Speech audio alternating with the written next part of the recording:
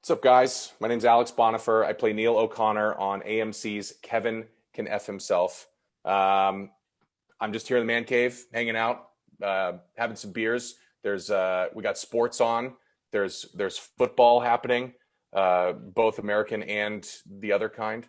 Uh, yeah, Elias, you're the man. I appreciate you having me.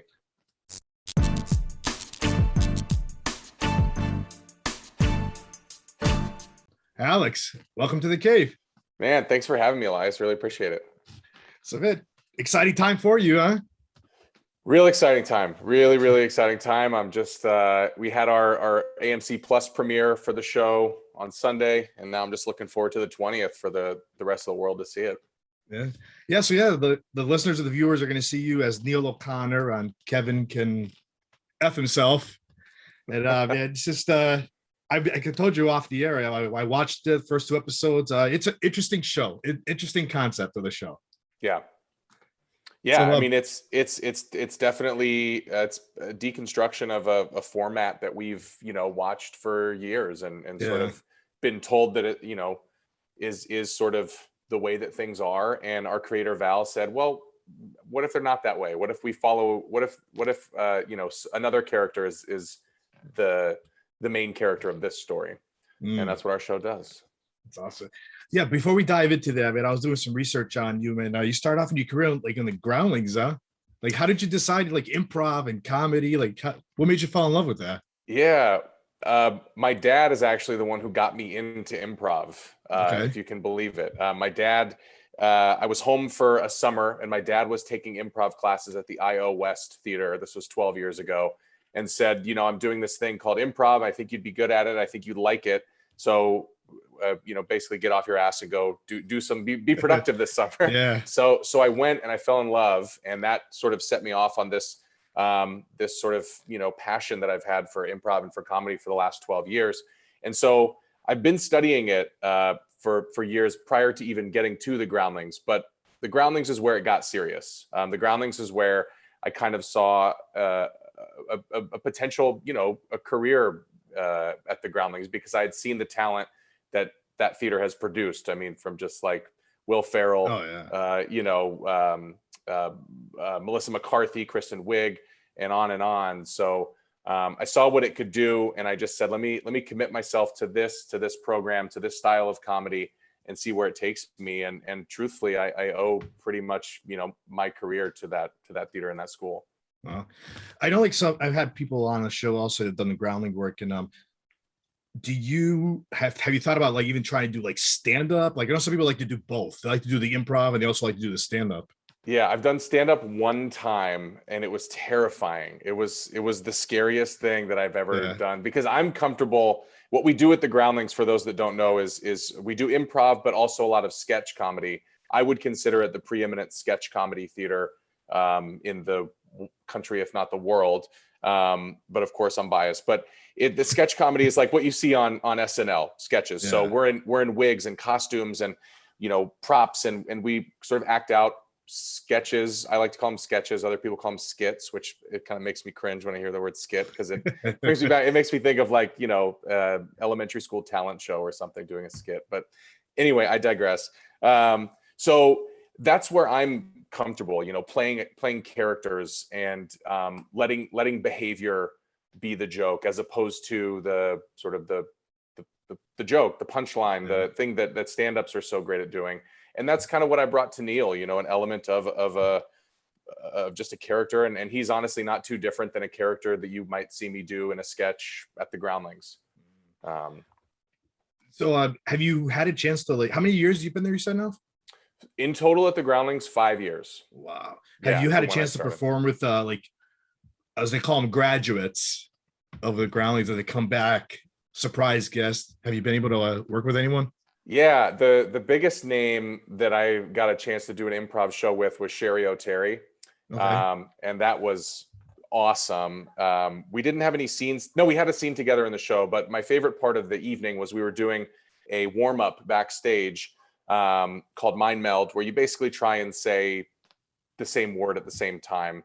And she and we had gone around the circle a number of times not getting the word. And she and I said, Roscoe's Chicken and Waffles at the exact same time, and she got really excited and jumped up into my hands, and I felt in that moment like Will Ferrell on the cheerleading sketch, because she like jumped up and she's this like, you know, amazing ball of energy. So she being the biggest one that I've had a chance to perform with, but I've really had a chance to meet a lot of the you know, the Tim Bagleys, the Michael Hitchcocks, the, you know, sort of like you know, earlier generation of Groundlings, and meet them, and it's just such a great community of talented people.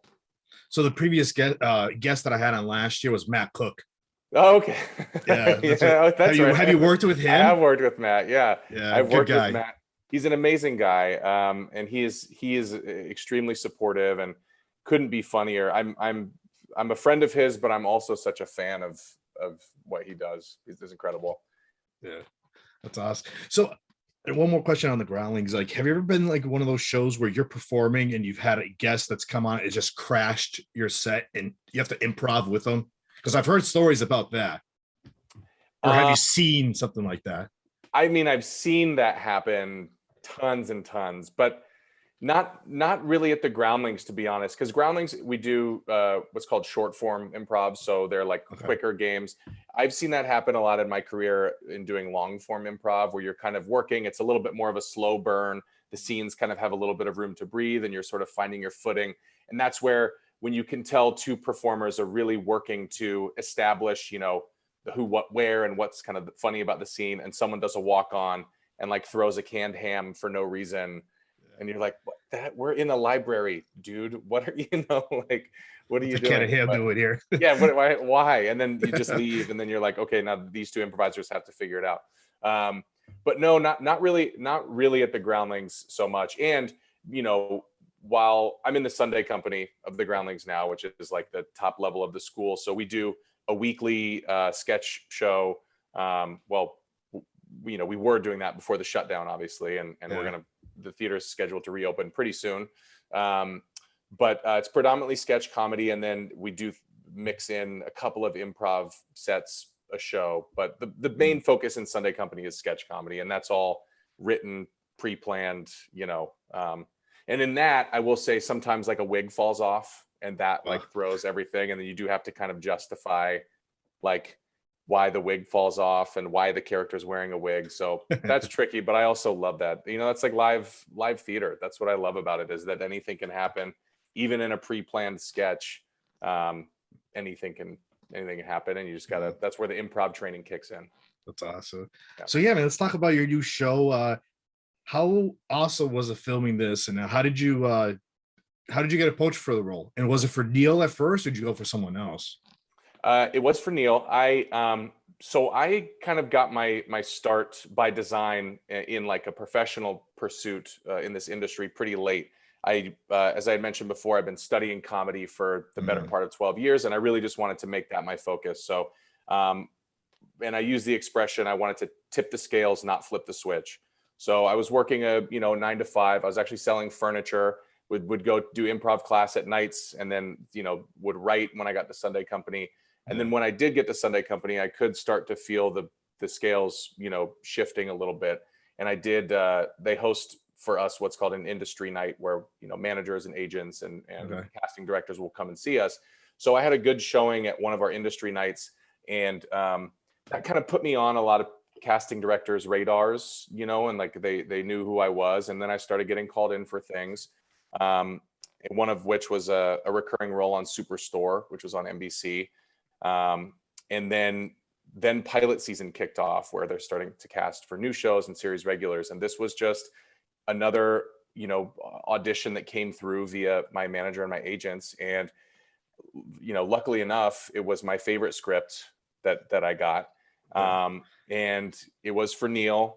And the breakdown of the character was pretty short. And I remember it was like 30 to 40, which is older. I'm 32. So it was like older than me. And then it was like, portly or heavier set, but wears it well. And that was kind of it. And I just, for one reason or another, convinced myself that I'm like, oh, well, they want someone 35 to 40. So that's not me. So I'm not going to get this thing. And it really, what that did was free me up to go into the audition room and go like, let me just make a choice.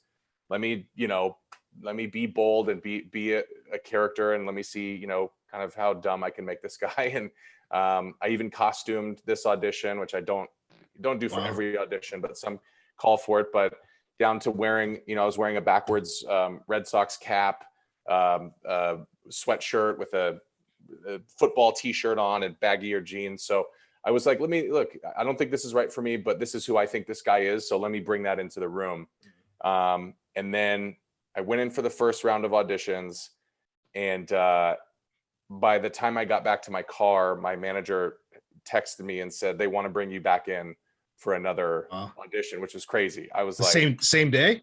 Same day, minutes later. So that's when I knew I had done something right, that the choice that I made, and I just sort of said, screw it. Let's, this is who I think this guy is. If they don't go for it, they don't go for it. But they really bought into my sort of vision of who Neil was. So yeah, same day, they told me they wanted to bring me back in to audition in front of the director and the producers. So that happened a few days, about a week later, for that second round of auditions. And then the same thing, but when I was in my car driving home, my manager said they want to bring you back into test for the network. So it was like really, really quick. And then the network test happened a few days, probably 4 or 5 days after that, where we're testing, they bring in, Annie was there, Annie Murphy was there, and she had already been cast as Allison, the lead of the show. Yeah. And then they had 2 Kevins, myself and another Neil, and then 2 Mary Hollises who play my sister. And then they sort of just do a round robin, so you'd like go in and audition with a group. That group would come out. They would, say, let's try this Kevin with this Neil and this Pat. Yeah. So it was just like mixing it up. And then that Friday, I got the call from the casting director, Felicia Fasano, and my team, letting me know I got the role. And that was obviously a life-changing experience. So when you went in there for the audition, did you throw the Boston accent also, or did you have to learn that after, or did you find it easy? Well, that's interesting. I can do accents and dialects pretty well, but Boston was not one, and still to a degree not really, that I could sink into seamlessly. I would kind of need to break it down. So the first round, they said, yes, do an accent. And then the second round, which I prepared for, obviously. And then the second round, they said no accent. And then the third round, they didn't tell us anything. And I said, well, look, we're from Worcester. I got to do like the Boston accent thing. Like I got to do it, Yeah. And there was one actor who didn't do it. And so it was sort of confusing, but no, I definitely did. I went in with the Boston accent, and because that's just who it was, part of who I thought Neil was. I don't think there's a world where this guy Neil, who's like never left, the Worcester is gonna not have an accent. So yeah, it's funny because like I mentioned yesterday, I yesterday recorded with Megan, and she's actually from the Boston area. Oh, okay. I didn't know that. So that I asked her, because I'm from Massachusetts also, but I'm like from Western Mass. So I said to her, like, did you, because we haven't seen her yet. She hasn't appeared at episode 3. Right. So I asked her, like, did you do the Boston accent? She's like, no. And she goes, thank God, because I felt like I'd have been more pressure because I'm from around here. Right. So it's like, no, for me, it's like I was normal, but everybody else around me has to do the accent. Yeah, well, that's good. I'm good. There's definitely pressure, man. I love Worcester. I lived there for, not in Worcester. I lived in Quincy, Mass, not Quincy. As I quickly learned, I was walking around and like, oh, I live in Quincy. I was like telling people on set, and they're like, oh yeah, Quincy's a great part of town. I love it there. And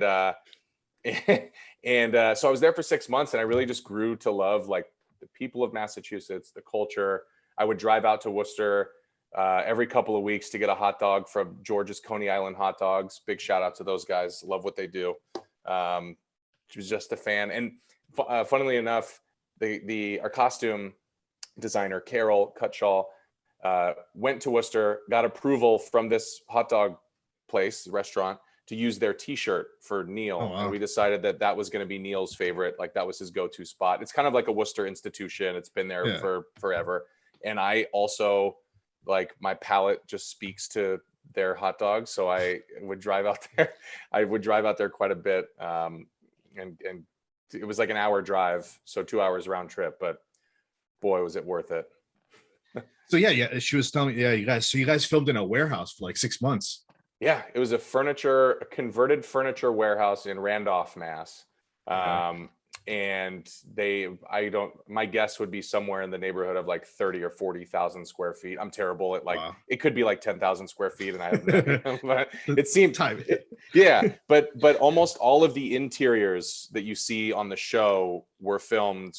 The majority of them were filmed in this converted warehouse soundstage. And what was interesting about my particular, journey on the show is that it took us 6 months to film, but we filmed for 2 months, and then we took about a month and a half off over the holidays. So basically from Thanksgiving until the new year. And then everyone came back and we filmed for another 3 months because we finished in March. But given the state of the world and the pandemic, whereas a lot of people went home, my wife and my daughter, we have a 2.5-year-old daughter, they were with me the whole time. And Oh, wow. rather than, risk getting COVID with travel and not to mention we had given up our apartment here in Los Angeles. So we didn't really have like a home base. Everything was just in storage. So we said, you know what, let's just, as our little family unit, do the holidays in the Northeast. And that's where, I really really had that time to kind of like fall in love with Massachusetts and like the culture and the people and even the snow. I'm from LA. I'm a California kid, but we had some fun sledding days. That's right. That were really cool. So the character Neil, what's your favorite thing about him? Did you have any difficulties playing a certain scene or throughout the season? Like, tell us a little bit more about him. Yeah, Neil. So Neil's Kevin's neighbor and his best friend, and he's sort of seen from a wider lens, kind of like the quintessential sitcom sidekick that we've seen. He's like the Barney Rubble to Kevin's Fred Flintstone. Right. He's always just there. He's always seemingly a part of the adventure. So that's sort of from a bird's eye view. That's the role he serves in the show. But I saw Neil as someone who, what I really wanted to bring to Neil was his passion and his emotion and his sincerity. He says a lot of really stupid things and he's not a very bright guy, but he has a lot of heart. And while it's certainly misplaced because it's almost entirely surrounds or is, consumed by Kevin and what Kevin wants to do, he does have a lot of heart and a lot of emotion. And so he's really invested in all of these sort of stupid adventures that Kevin gets caught up in. And comedically, that's just one thing that I've learned is that when you take something serious and pair it with something silly, so whether it's a serious emotion paired with something that's silly or something silly that's going on with a serious emotion, that generally bodes well comedically. So, that's the thing. There was a time on set where it's in the first episode where we're interviewing Tom Brady lookalikes for the Anniversary-rager. And me as an actor, and I had just, this is coming off of the heels that Kevin and Allison are moving away, which is obviously the worst thing that could ever happen to Neil, is that Kevin leaves him. So he's very emotional in the scene. And that's where, I was really going to, like, as an actor, deep into my toolkit for some like dark stuff, but paired with, I was standing next to 3 guys who looked like Tom Brady and one of them was wearing a helmet. That's where, the comedy bodes well. And what I wanted to bring to Neil, he's always, he's not the brightest bulb in the box, but he really cares. So we mentioned earlier how the show's like, you said, like Anne's character, when she steps off, like pretty much the living room or the kitchen, it's a darker world, I guess, would you say? Yeah, I just think it's certainly darker. I describe it as you're just seeing the same reality through a different lens. You're seeing her reality when Kevin's around, and it's viewed like, we, the audience, has viewed the guys like that for decades. And then when it shifts, the lens just changes and it gets a little bit more, it just gets real. So I think that the darkness comes from sort of the reality of what it would be like to be married to a guy like Kevin McRoberts on our show. And yeah, it does because she's been sort of driven to this dark place, she goes through some pretty dark stuff and plans some pretty dark stuff too. Are we going to see you in that world? I don't know. I'm just Kevin's best buddy right now. Yeah. So it's just like he's along for the adventure, whatever stupid thing that Kevin concocts. What's been your favorite Neil line? Oh man, favorite Neil line. I have a lot of them, but two that stick out. There's one that was in the audition where it's his order at a place called Tricky Ricky's, which is like a Dave and Buster's type place, and he rattles it off really quickly, and it's just poppers and sticks, salsa and chips, weenies and wings, taters and rings, coming right up. That's just like their order. There's that one, and then there's a line in the first episode which I kind of changed the affect on it, where Allison we're planning the anniversary rager outside, and meanwhile Kevin's boss is coming over. So we're trying to do that, like that kind of sitcom trope of like boss is coming over and Kevin's going to try and get away with this thing. So Allison goes, "Do you really think he's not going to notice a party in the next room?" And Neil goes, "We're having a party in the backyard, Allison." Like he's so like, over her, even though she makes a very valid point and he's stupid. He's like, "I know so much more than you, Allison." So those are two of them. I mean, everything that comes out of Neil's mouth makes me laugh, so credit to the writers for that. When you guys filmed this, obviously it wasn't filmed in front of a live studio audience. When you went back and watched the first two episodes, I mean, you might have seen the rest of the season too, but how is it like watching it with like an actual laugh track on it? It's interesting. It's the laughers were so good. There was probably 10 of them. They were like in a different part of the sound stage, so they were watching on monitors with all the PPE and social distance, whatever. And they were there to do their job, which was laugh and like hit the marks, and they always hit the marks, and they would laugh at like different octaves, and some laughs would linger and some wouldn't. But we could tell as actors, like when we like got to them, when we were like, that wasn't just like a scripted laugh per se. But it's funny. It brings me back to when we were filming, which was just an awesome time. And I guess to more specifically answer your question, seeing the laugh track on a lot of Kevin's lines, which are not there, some of them are off color, when he sort of belittles Allison and things like that, and then they're paired with a laugh. It makes you think. It's not that those kind of, specifically those lines are certainly meant to kind of bite and go, ugh, like God. But the laughter reminds us as the audience that like these aren't new jokes. We've been hearing these jokes on these types of shows for a long time, but like why is it paired with laughter? So that kind of was an interesting thing to kind of, when I rewatched it, to go like, oh yeah, the laughter is just like a reminder of what these shows have programmed us to do for years. Has any of your family or friends watched the first two episodes yet? What have they give as a review? What have they told you about it? So we did. I have a place here in Los Angeles, and we have a courtyard in our building, and all of our neighbors are really cool. So we actually did a screening of the first episode, and there were probably like 75 friends and family and neighbors all here, and the feedback was really great. I mean, obviously, again, they're biased, but I do think that they would tell me. My family's also not, they're not bullshitters. They would tell me if they didn't like it. And the general feedback was that you find yourself watching both the sitcom lens and the single cam lens, and each one kind of fueling to the other. And you find yourself, they found themselves like looking forward to the next transition, or having fun trying to kind of guess and go, ooh, I wonder if they're going to transition back here, or when Allison gets a phone call, are they going to cut to Kevin in the living room, that kind of thing. And that each one kind of fuels the other. The sitcom is funny at times, but it's also meant to be sort of enraging and help get you on Allison's side in terms of what she wants to do, which is, plotting to kill her husband, which is a pretty, pretty crazy thing to be on someone's side about. But, that's the role that we play. And that's what, the sort of the sitcom lens has,